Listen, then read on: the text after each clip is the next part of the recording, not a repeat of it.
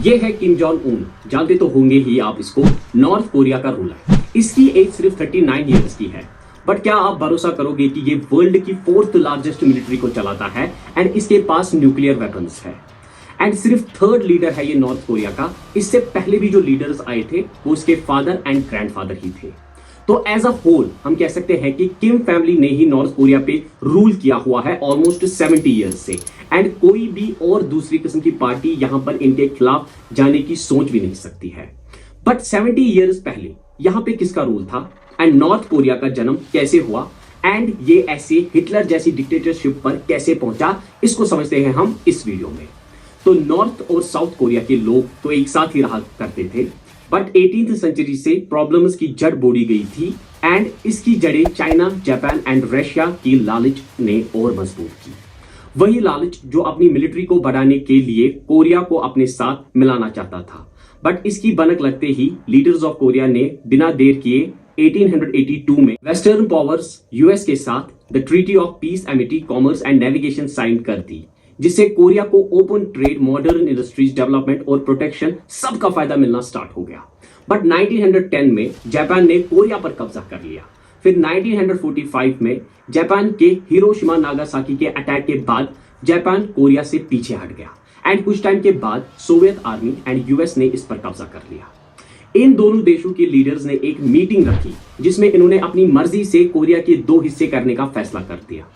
इसके लिए इन्होंने अमेरिकी ऑफिसर्स डीन रसक एंड चार्ल्स बोन स्टील को भेजा, जिन्होंने हफ्ते भर में ही कोरिया के 38 पैरेलल यानी उस लाइन पर जो कोरिया को 2 हिस्सों में बांटती थी उस पर अपनी कलम से लकीर खींचकर 1000 सालों से साथ रहे साउथ एंड नॉर्थ कोरिया को अलग कर दिया। बाद अमेरिका ने साउथ कोरिया में सिगमंड री एंड यूएसएसआर ने नॉर्थ कोरिया में किम इल संग को लीडर बना दिया। यही है किम जोंग उन का ग्रैंडफादर एंड यही से ही स्टार्ट हुआ था किम फैमिली का हिटलर डिक्टेटरशिप। एंड आप हालत आप खुद भी देख सकते हो नॉर्थ एंड साउथ कोरिया की, कि कितना अपलिफ्ट हो चुका है साउथ कोरिया एंड कितना पीछे रह चुका है नॉर्थ कोरिया।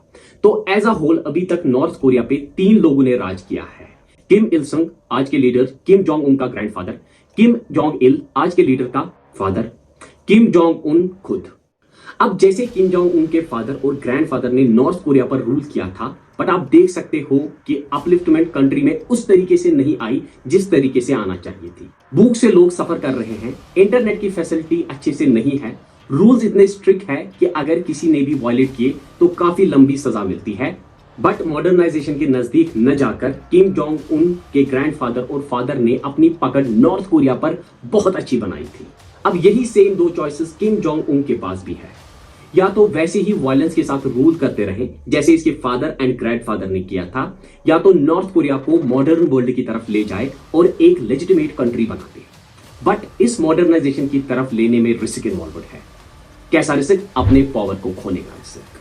तो अब जब इस कंट्री के बारे में एंड इसके लीडर के बारे में सुनेंगे तो आपको वहां के लोगों पे तरस आएगा कि कब वो ऐसे डिक्टेटर से आजाद हो जाए। अब किम जोंग उन को सरवाइव करने के लिए पैसे चाहिए। बहुत सारे सैंक्शंस की वजह से उस लेवल में पैसा नहीं आ रहा है जिस लेवल में पैसा इनको चाहिए।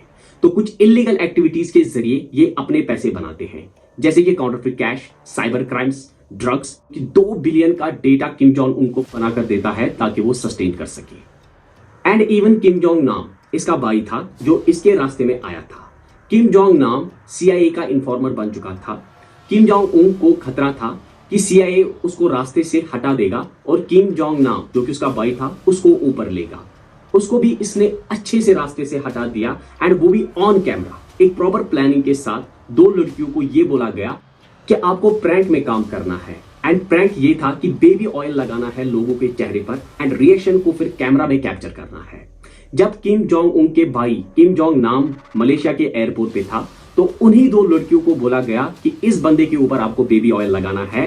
बट इस बार वहां पर बेबी ऑयल नहीं था बल्कि नरो एजेंट था, जो कि एक खतरनाक केमिकल था।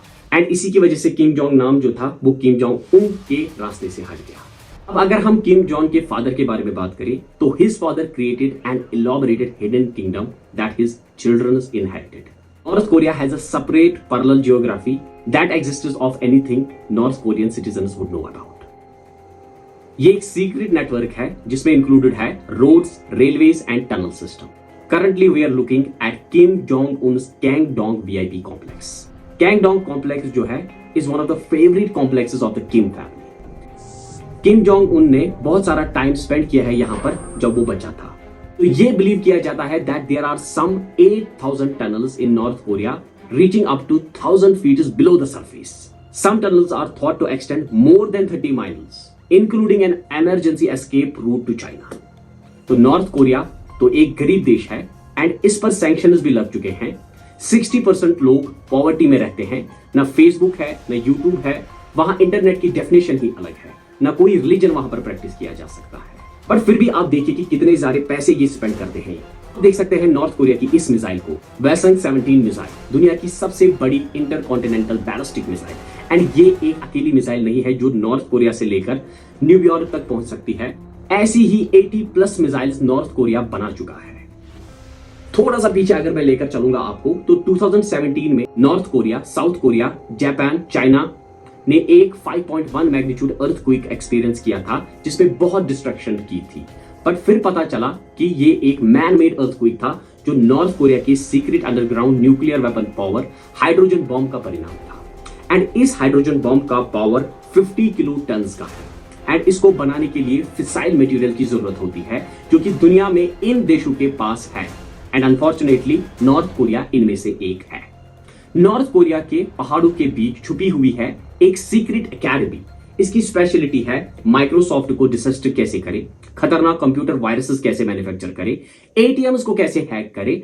हर साल 100 साइबर सोल्जर्स इस एकेडमी से ट्रेन होके निकलते हैं एंड नॉर्थ कोरिया की highly specialised hacking army the Lazarus को ज्वाइन करते हैं। 2010 से लेकर 2021 तक आप देख सकते हैं यहाँ पर बांग्लादेश से $81 मिलियन चुराए हैं, इंडिया से 95 करोड़, यूनाइटेड स्टेट्स से $100 मिलियन, सिंगापुर से 1.7 बिलियन के bitcoins and list goes on.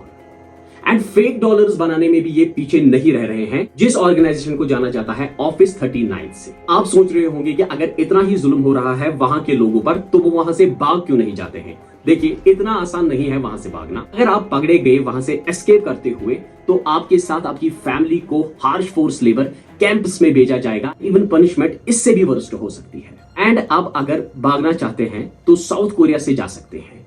ये क्विकेस्ट रूट तो है बट उतना ही रिस्की भी है क्योंकि 250 किलोमीटर का बॉर्डर जो ये है ये एक हेवीली गार्डेड बॉर्डर है।